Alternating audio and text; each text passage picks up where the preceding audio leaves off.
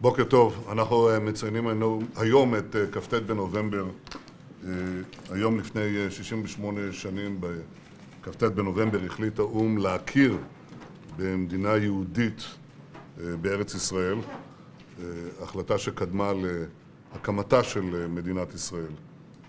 למחרת היישוב היהודי עמד תחת התקפות רצחניות גוברות, וכמובן, כמו אז, גם היום אנחנו ממשיכים להילחם בטרור. הטרור הזה מלווה אותנו קרוב ל100 שנים, ואנחנו ניצחנו אותו פעם אחר פעם, ונצח אותו גם הפעם. מה שמניע את הטרור הזה זה ההתנגדות לקיומה של מדינת ישראל כמדינת הלאום של העם היהודי בגבולות כלשהם. ומה שמצטרף להתנגדות הזאת זה ממד של אסלאם קיצוני שמכה היום ברחבי העולם, בפריז, בלונדון, במדריד, במאלי. שם כמובן אין התנחלויות ואין שטחים, אלא יש כאן התנגדויות בסיסיות גם שם לעצם קיומם של הישויות הללו של חברות חופשיות, עצמאיות ודמוקרטיות. אנחנו עומדים על זכותנו לחיות במדינה יהודית ודמוקרטית. מדינה יהודית כמדינת הלאום של עמנו, מדינה דמוקרטית, מדינה שמכבדת את כל אזרחיה בלי הבדל דת, גזע ומין. אני שומע לאחרונה את הקולות שעולים מתוך הציבורים בארץ נגד ההחלטה שלנו להוציא את הפלג הצפוני של התנועה האסלאמית אל מחוץ לחוק.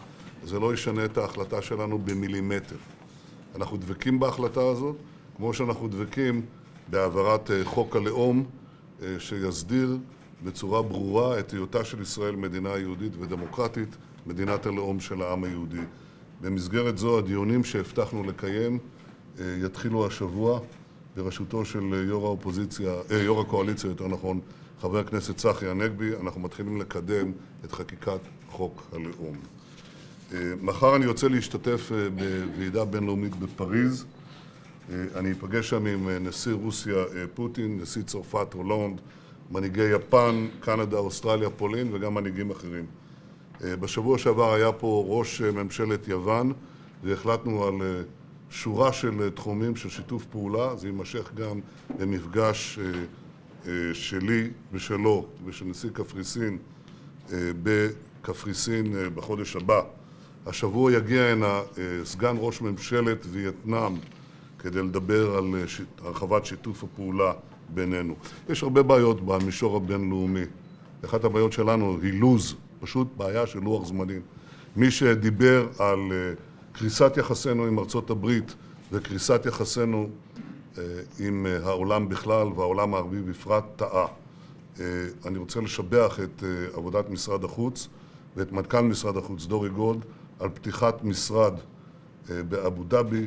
הדבר הזה משקף את העובדה שישראל מוערכת בהרבה תחומים, לרבות בטכנולוגיה אבל בתחומים רבים אחרים, גם במזרח התיכון וגם מחוצה לו. תודה רבה.